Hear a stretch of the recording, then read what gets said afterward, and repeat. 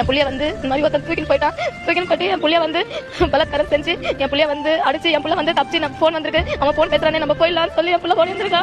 ஆனா என் புள்ளைய பிடிச்சு பலால் நடிச்சு 2 காலுமே பிடிச்சி அடிக்கிறப்ப என் புள்ள கீழே விட்டுருக்கான். மேலே 7 காலையில 2 கையுமே வச்சு பலால் நடிச்சிருக்கான். அதுக்கப்புறம் நீ கத்தனி என்ன பக்கத்துல ஒரு பள்ளம் இருக்கு உன்னை தொண்டி அடுத்து அந்த பள்ளத்துல போட்டுருவேன் கத்தக்கூடாதுன்னு சொல்லி இருக்கிறான். என் புள்ள அங்கே எனக்கு வலிக்கிறத விட்டுருக்கான். என் புள்ள கதறி இருக்கிறான். அதுக்கப்புறம் திருப்பி அவன் வந்து திருப்பியும் என் பொண்ணமா இந்த மாதிரி நியூஸ்லாம் பார்க்கும்போது ரொம்ப கஷ்டமாக இருக்குது. கஷ்டன்றத ரொம்ப கோவம் வருது. இவங்களாம் என்னதான் பிடுங்கிட்டு இருக்காங்கன்னு தெரியல.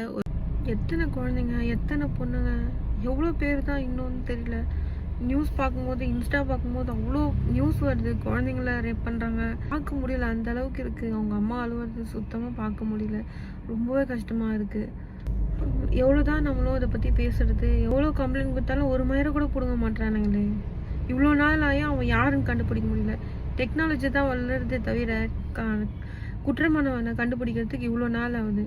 இந்த கலைஞர் வந்து கருப்பு பெயிண்ட் பூசிட்டாங்கன்னு சொல்லிட்டு அவ்வளோ பரபரப்பாக இருந்து இந்த ஃபிங்கர் பிரிண்ட் தேடுறது அவ்வளோ ஆர்வத்தோடு பண்ணாங்க. ஏன் இந்த கேஸுக்கெல்லாம் பண்ண மாட்டேங்கிறாங்கன்னு எனக்கு சுத்தமாக தெரில. ஒரு ஆப்ஷன் கூடமா இல்லை அவனை கண்டுபிடிக்கிறதுக்கு. அவ்வளோ கோவம் வருதுங்க. இந்த பார்க்குற ஒவ்வொரு பொண்ணுக்குமே கோவம் வரும்.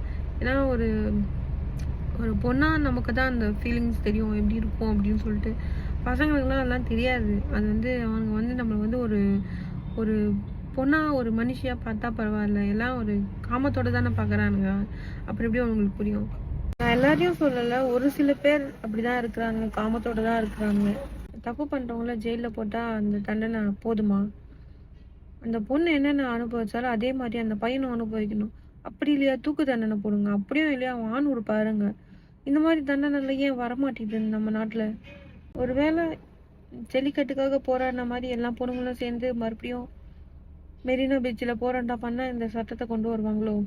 நமக்காக இல்லைனாலும் நம்ம குழந்தைங்க ஃபியூச்சருக்காக அந்த போராட்டம் பண்ணி தான் ஆகணும்னு நான் நினைக்கிறேன். இதெல்லாம் மாற்றணும், அதுக்கெல்லாம் ஒரு தீர்வு கொண்டு வரணும் அப்படின்னு நினைச்சா முடியும், பெரிய பதவியில் இருக்கிறவங்க. ஆனால் பண்ண மாட்டாங்க. ஏன்னா அவங்களும் சேஃபாக இருக்கிறாங்க. அவங்க பசங்களெல்லாம் வெளிநாட்டில் அமைச்சு படிக்க வைக்கிறாங்க. அவங்களாம் சேஃபாக இருக்காங்களா? அதனால அவங்களுக்கு வந்து நம்ம படுற கஷ்டம், நம்மளோட பெயின்லாம் அவங்களுக்கு புரியாது. நம்ம தான் பார்த்துக்கணும். என்ன வந்து நம்ம கூட்டத்தில் ஒரு சில எச்ச நாய்ங்கள்லாம் இருக்குதுங்க. அதுங்கெல்லாம் கொஞ்சம் கண்டுபிடிக்கிறது ரொம்ப கஷ்டம். நம்ம கண்ணு முன்னாடி ஏதாச்சும் ஒரு பொண்ணுக்கு ஏதாவது நடந்துச்சுன்னா அது கேட்க பழகிக்கோங்க. ஸோ நமக்கு என்ன அப்படின்ட்டு அப்புறம் பயந்துன்னு அப்படி இருக்காதீங்க, கேட்க பழகிக்கோங்க. கூட இருக்கிற எல்லாருக்கும் சொல்லி கொடுங்க. அப்போவாச்சும் இந்த நாட்டில் இந்த தப்பு எல்லாம் கம்மியாகுதான்னு பார்ப்போம்.